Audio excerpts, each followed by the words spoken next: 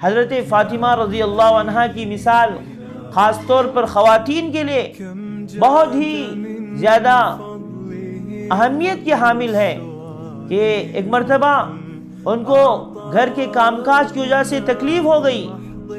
حضرت صلی اللہ علیہ وسلم آپ کے والد بزرگوار تھے، ان کی خدمت میں تشریف لائی اور بتایا کہ ایسا ایسا معاملہ ہے. اللہ کے نبی صلی اللہ علیہ وسلم نے فرمایا 33 مرتبہ سبحان اللہ اور 33 مرتبہ الحمدللہ اور 34 مرتبہ اللہ اکبر اس کا اہتمام کر.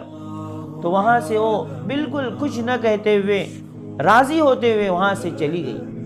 ایسے کتنے سارے واقعات ہیں کہ جیسے ہی اللہ کے نبی صلی اللہ علیہ وسلم نے کچھ فرمایا وہ مان کر وہاں سے نکل گئے، پھر اللہ تعالیٰ نے اس میں ان کے لیے برکتیں رکھی. تو مومن جو ہوتے ہیں وہ ماننے والے ہوتے ہیں.